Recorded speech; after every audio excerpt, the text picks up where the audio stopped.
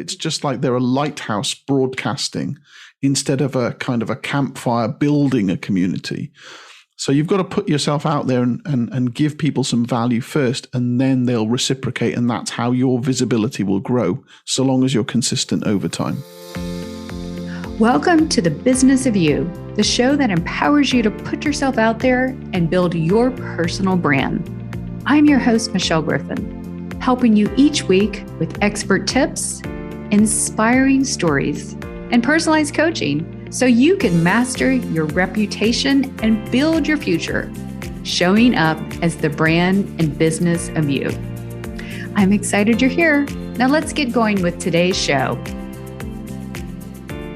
All right, welcome back everyone to another episode of The Business of You. I can't tell you how excited I am to finally have today's guest on the show.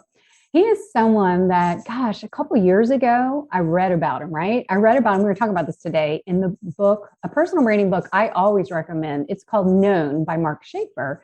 And this guest is a case study in, which is super cool. So today we're going to talk all about this guest and him getting out and building his presence online and LinkedIn and the benefits of doing it 5 years later. So John Espirian, welcome to the show and tell us about you. Hi there, Michelle. Thank you for having me. I'm really, really happy to be here. So yes, I'm John Espirian. I am a content writer and I call myself Relentlessly Helpful LinkedIn Nerd. I am based in the UK and I've been in business for more than a decade, but yes, I've been building my brand on LinkedIn so that I can serve clients really to get more online visibility through their website and through their LinkedIn presence. Absolutely. Well, you are such an amazing case study because 5 years ago, that amazing book came out. And tell us a little bit about the backstory. I think I read about it somewhere else. You met Mark somewhere and you hopped on a call or something and just snowballed from there. So yeah, that's right. So I used to be a member of something called the Content Marketing Academy in the UK, which no longer exists actually, but Mark was doing talks for them and became aware of me. And he said, would you like to jump on a call? And I'm learning content marketing at this time and thinking, wow, a big star wants to talk to me. What could he possibly want? And so we got on a call and he said, I'm researching a book that's going to be about content marketing case studies just to show what is the process to go from no one knows you to everyone in your industry knows you and you're the preferred choice. Would you like to be interviewed? And I said, okay, great. And so I talked to him in 2016. I was included in a case study in his book in early 2017, which was wonderful, a real highlight for my career, to be honest. But at that point, I was so early on in my social media journey. It's like I started my business in 2009. I didn't really get active at all on any social media until about 2014. And when I did, I was just trying everything like Twitter, Facebook, Instagram, Snapchat, and nothing was working.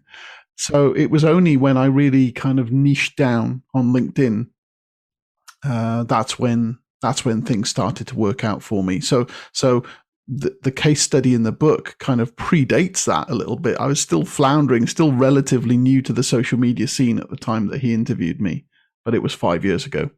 Yeah, it's just like that, right? So I always say, start today, start tomorrow, but make that daily investment. And, I was rereading before this episode, I reread that case study because it had been a while. And in it, he does something, he says these words, I actually put that in my post today, find your place in your space. And he went through the whole process of how he helped you, take your unique expertise, what you're really good at, and then find how you can stand out on LinkedIn. And that's using and I know you've been on another podcast explaining using your technical side, marrying it with your writing side. But how did you transition to start doing that on LinkedIn? I don't know if he covers that. Well, it's just a case of really adding two and two together here. I knew that clients were hanging out. B2B clients would be hanging out on LinkedIn, and trying to reach them on Twitter or Facebook just seemed like a failed endeavor. And so I just thought I'd focus in one place. And I think it's much easier to be known if you're just trying to build up your kind of your column of visibility in one spot instead of trying to spread it out. It's like a spotlight almost, instead of just like a broad beam. And so that's the approach I took. And I'd studied from others and found that people who focus on being known for one thing in one space are more likely to succeed than people who try and do absolutely everything on every platform. And for me, it's all about mental availability. So if you think of who's that guy on LinkedIn, that's easier than who's the guy who does all the social stuff. That's a big remit, isn't it? So I think it's just easier to be known in one place. Absolutely. I say that all the time to my clients. They say, I want to do this and that. And I'm like, you're diluting your results, your efforts, your mental and capability. So that's so well said. So you got the positioning from Mark. You decided, to go all out. I know you started the Espresso newsletter. Tell us what other steps you've taken along the way. Share your journey with us. It is so inspiring. And then what you've got going on for today and beyond. Yeah. Well, I mean, I've always had this helpful vibe going on, but I didn't really codify it until we were on stage together talking about the book. Mark and I were on stage together, and he asked me, how are you going to stay relevant? And I said, I'm going to create relentlessly helpful content. And I didn't even think about it. The words just poured out. And as soon as I said it, people started echoing it back to me. And I realized I was onto something.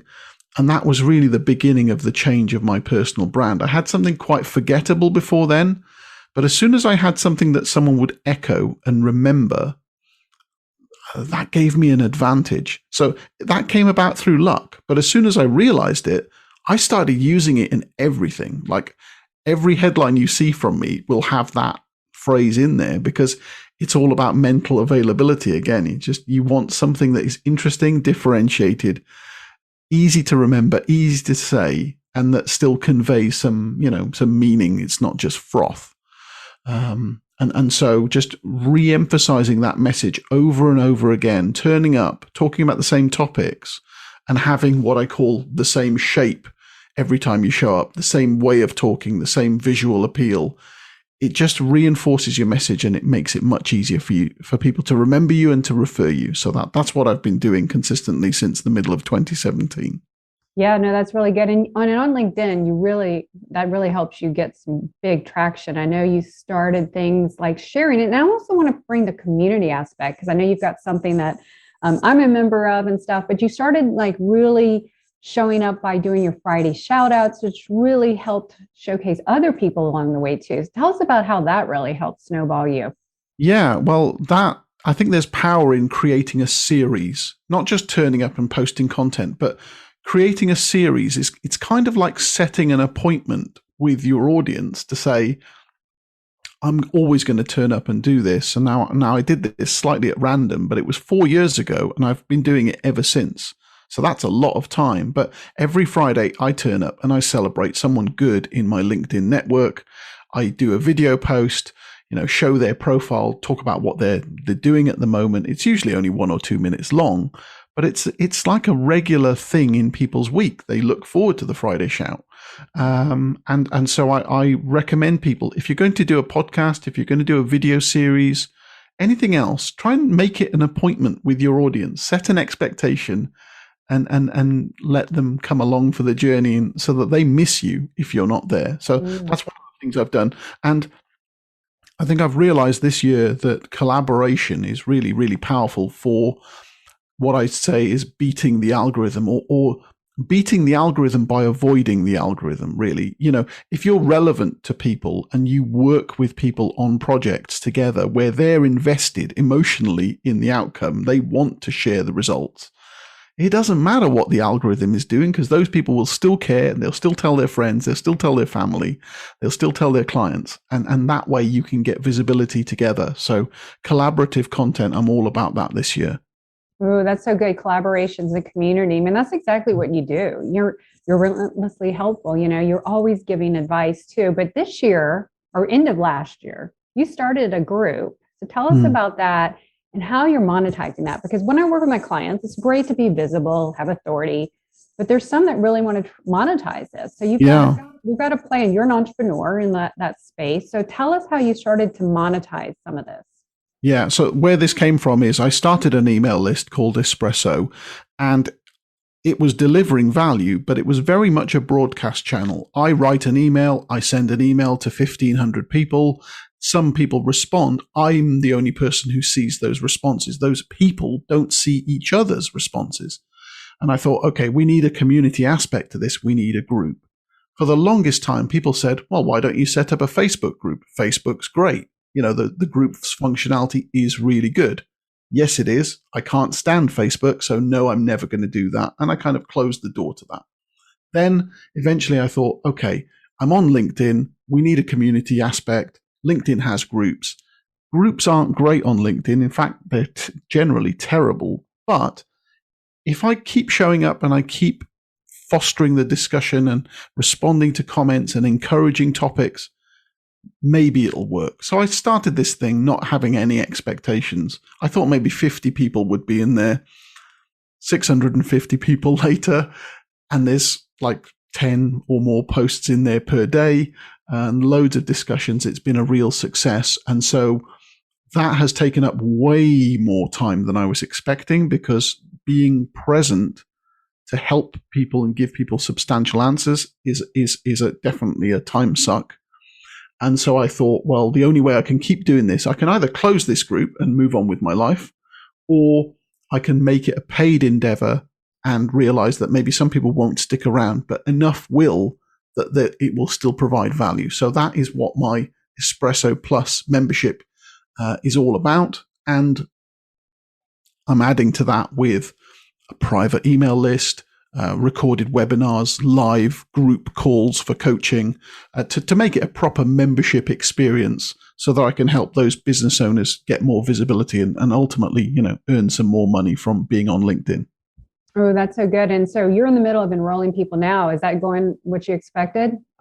Yeah. So right now, the membership is 10 days away from its pre-launch, if you like. So the people who have expressed an interest in joining as a founder member, they'll get a chance to do so. And then throughout February and beyond, everyone else will be able to pile in. But I've had loads more interest than I was expecting. Right now, fingers crossed that everyone actually gets over the line, and we'll have a wonderful community moving forward. Well, you bring up a good example. I mean, for 5 years, you sat there, you gave value, you did all the things, and you did it right. You invested the time, you invested in people, you gave. That's not really something I think you can really do from day one. That's why I'm always pushing grow a community, whatever you want to call it, audience, whatever, because you need to have a reason for people to know you, like you, trust you, hire you, right? So when you agree you need a certain amount of time, communities are huge. I have that 365 challenge community right now. It's just free. And I know what you mean about time. I try to give, but I can't spend all my time in there. So I love that you've given yourself the value and the space and to make it. And from there, you're going to launch people too. So that's a great example. So tell us any more things that you're looking forward to with your brand, where you envision your brand going in the next year, 2, 3 years. Tell us about that. Well, I'm also working on a second book. So the first book was released just after the start of the pandemic last year. So it was a bit of a weird release, Content DNA. The second book is really going to be all about how to be the most helpful person in your industry. And that one is called Relentless. And I'm going to be doing this a little bit differently, which is that given I'm starting a paid membership, I'm going to be sharing the lessons of the book as I create the book inside the group, so that people get to know intimately the way I'm thinking about each chapter and why these lessons are going in there. So I'm kind of sharing as I write, in the hope that those people will then promote once the thing is on the shelves. And I guess I'm transitioning more of my business away from traditional copywriting, which is very much a done for you service, to more of an educational, I want to teach people how to do it themselves, so that they can be empowered, so that they don't have to spend thousands of dollars the next time they redo their website or they want to write some articles. They kind of know the tricks of the trade, the tools of the business, to be able to communicate more clearly. So that's what I want to move to. I want to just be paid for being able to educate people who want to take action. So that's really the move. that fits you as a person probably really well, because if you have ever done the Enneagram, I bet you're number 2. That's what I am. Just love to teach, mentor, and help people. So you envision, and so that's not, less trading your time for, you will invest time in creating products or courses, trainings. That's phenomenal. So, so look for that maybe in the next, year or 2. So you see how the testing, the getting out there, the more you snowball everything, the ideas show up, and you can have new opportunities. You're not staying stuck in the same role and doing new things, right? So yeah, absolutely. And also what I want to do more of, even more of, is my experiments, because that's another brand differentiator for me. A lot of people will report, best practices from others, but I'll just go and spend a month doing a test just to get a table worth of data and try and do some data journalism off the back of that. That's the kind of thing I love. I wanted to be a research scientist when I was younger, and this is kind of my way of doing that. So even more experimentation. And more people impacted, right? With data and digital and LinkedIn. And, so many people have used your blog post, your data experiments. I've done this myself, here's John did a test on this. John did it. So just snowballs you too. So you've given so much that way. I cannot tell you. I think that, and also that Lucky Lab thing, was that part of your experiment? That was one of them. Yeah, that was last year. That was a fun little secret experiment where I just thought I'd put out an image post that invited people to play a secret game.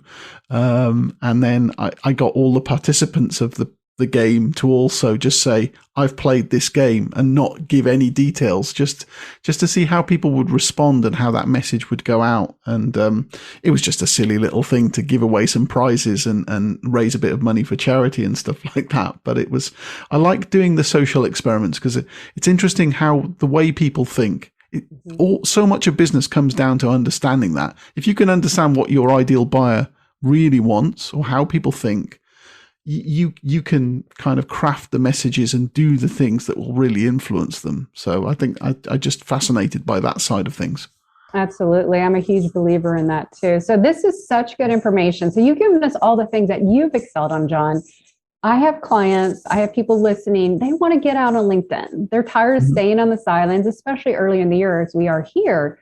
What are some of the high level things you would say maybe do and not do to get out there? Absolute go-to strategy involves 2 things for me. First of all, you've got to get that headline of your LinkedIn profile nailed, especially the first 40 characters, because it's something that follows you all around LinkedIn. Whenever you show up, your name, your photo, your first 40 characters, that's what everyone will see. They might see more, but they'll see that at a minimum.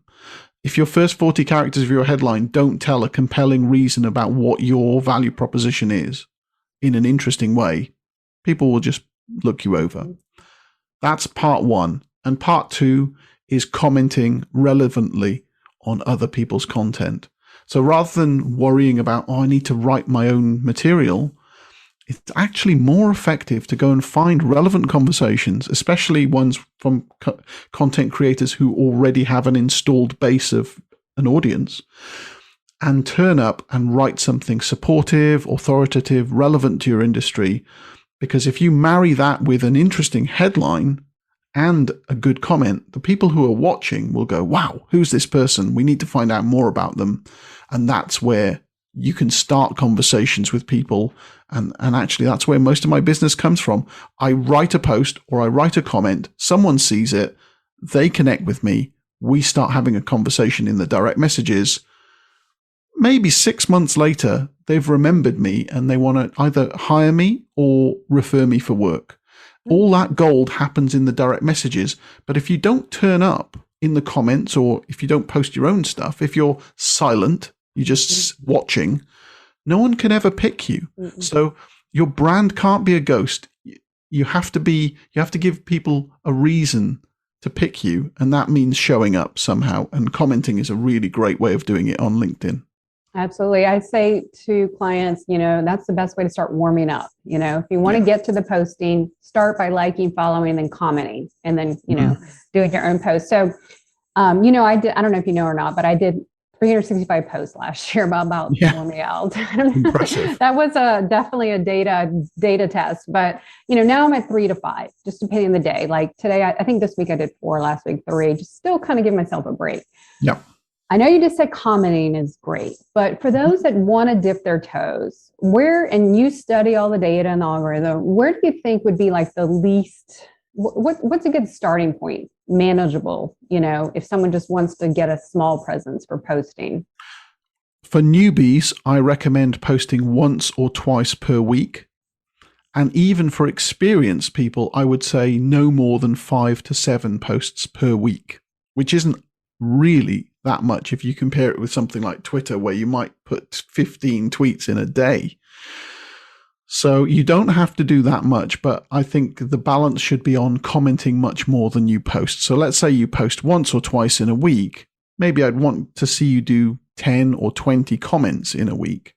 And that's a good way of building a consistent, you have to choose a cadence that you can stick to. If you can't stick to 5 posts a week, it's not good to start with that and then have 3 weeks off because you're busy on something else.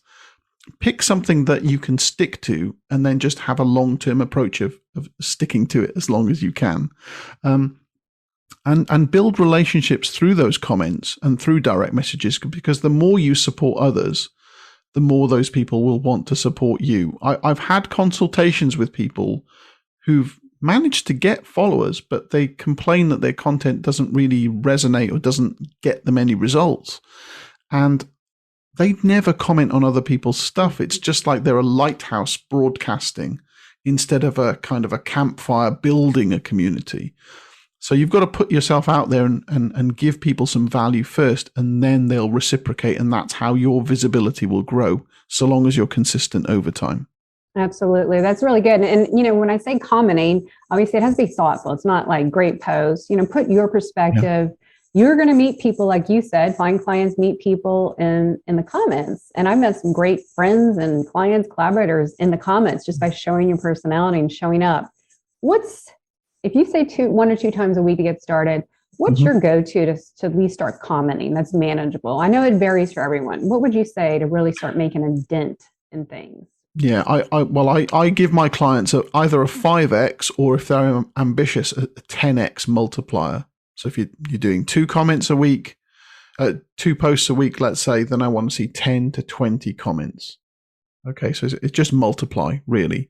The more you can do, the better. And the more in-depth each one is, the more effective it will be. So like you said, you want to avoid the kind of great post comment, because that doesn't really add any value. You might as well just have clicked the reaction button. Mm-hmm. But if you can turn up with something that's really relevant and you drop 2 or 3 paragraphs of value without being salesy, without being spammy, without being confrontational or any of that stuff, but you know what you're talking about and you're confident in putting your opinion forward, that is going to attract a lot of people. So I say every time you show up in the comments, just punch hard. You turn up and say something of value.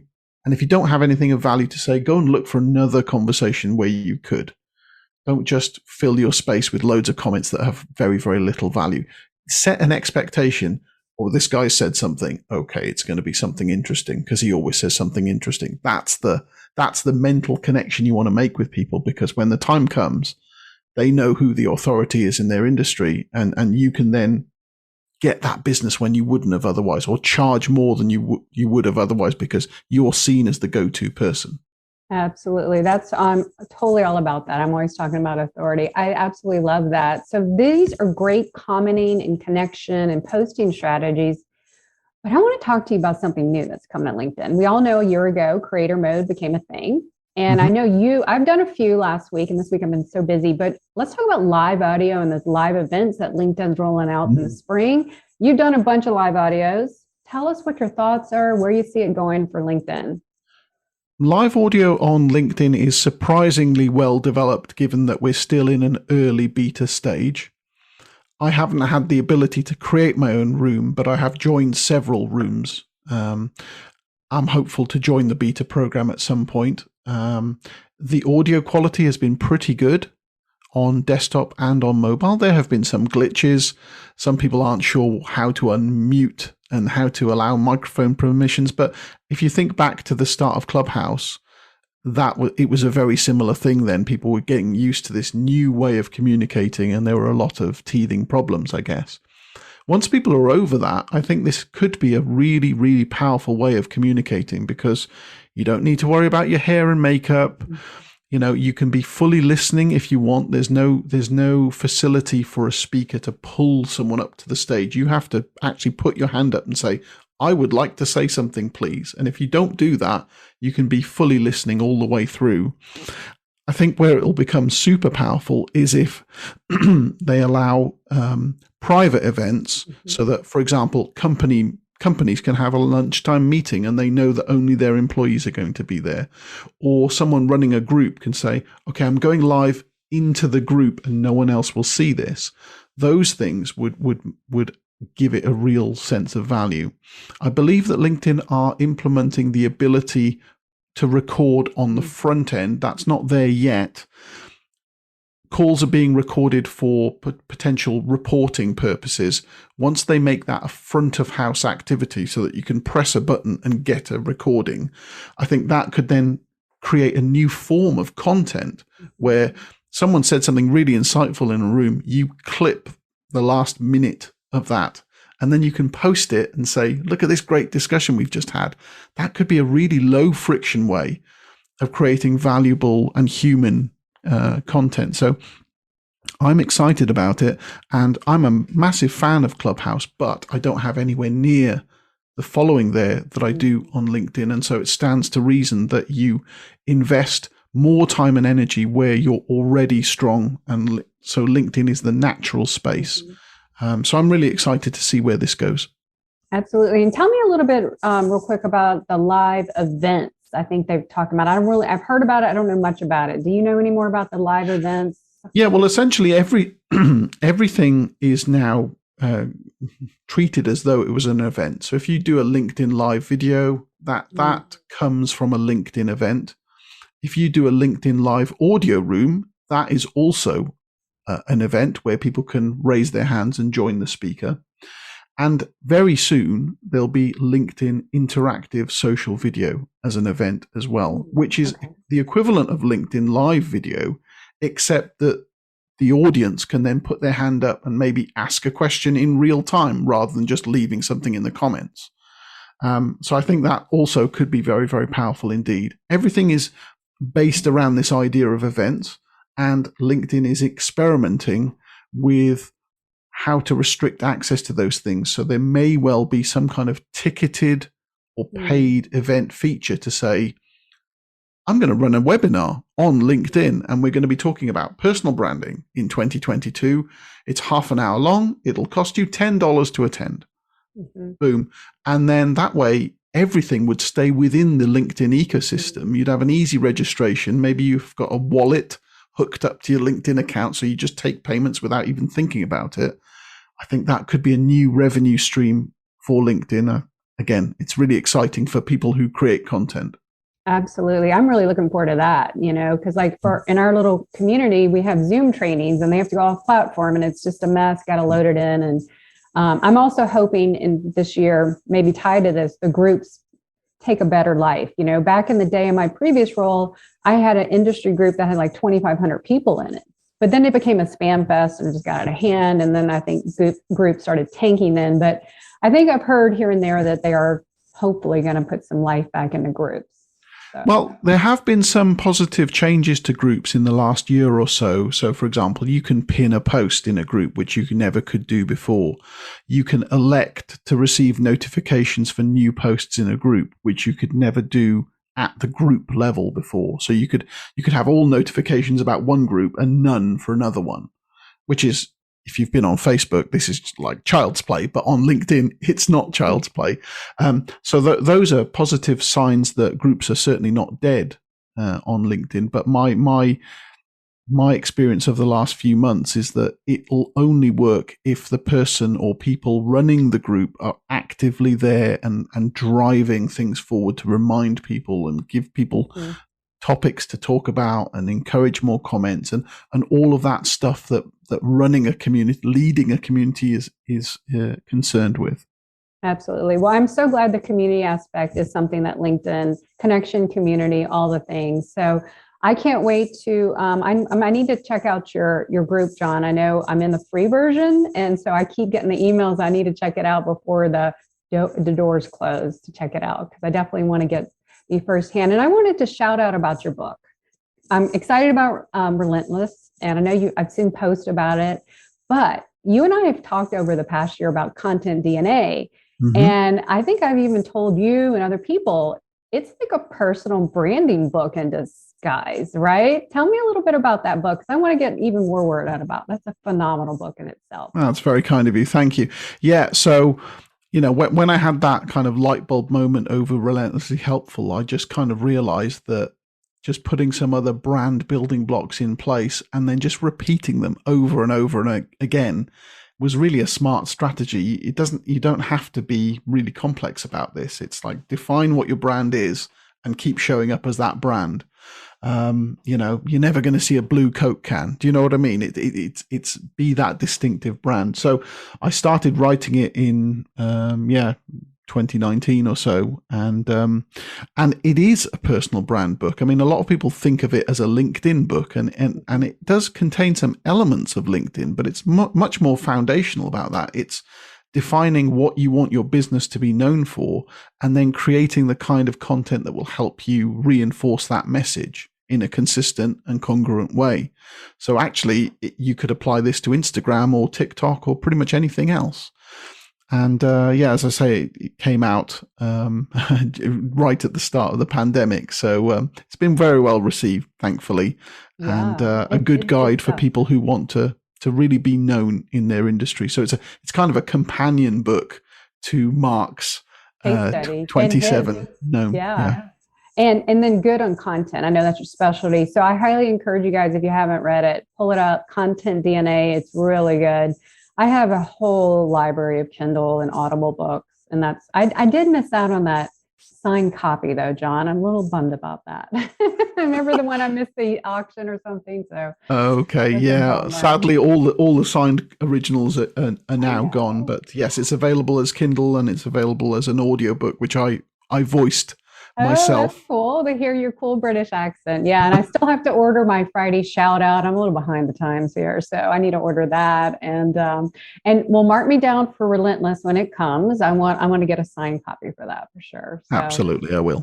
That's what 2022. Hopefully, is it going to be out? It should be later this year, but as I say, now that the group's launching, I'm actually going to do active sharing of the content as I develop it. Okay, perfect. Well, John, you've been so amazing dropping your story about, your beginning, you're continuing 5 years of building your brand, your book, your LinkedIn knowledge, all the things. So I am super excited. Now, one of the things before we tell people where to check you out, I always ask my guests, what's your personal and professional mantra, either to help us get out there or just to encourage us? What is that one thing? You can see mine if anyone is just listening behind me. I have put yourself out there because I know it's the whole basis of the show and what I do. When you get out there, you're visible and you get to meet people and the opportunities arise. So tell us, John, what is yours? Yeah, for me, I always keep coming back to a rising tide lifts all boats. Mm-hmm. And I put that in my book. And I don't really believe in competition. I just believe in trying to help people do good things, and then other good, unexpected things can come from that, and everyone's level goes up. So I'm not really scared of competition. I just want to help more people. That's what it's all about for me. Well, those are perfect words to go with your tagline, Relentlessly Helpful. So with that being said, tell everyone where they can find you, the name of your books, all the things.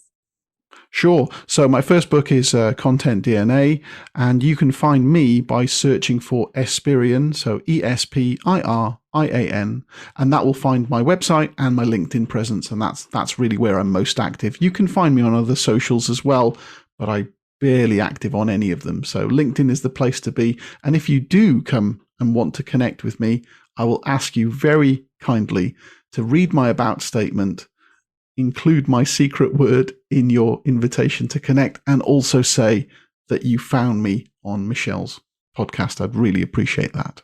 Yes, definitely. And John is very good about, taking the time to craft that personal statement, you're going to get a really good connection and build your audience that way of like-minded people. People take the time to make those things happen. So John, it has been amazing. Thank you so much for your time, your insights, and sharing your story and your expertise.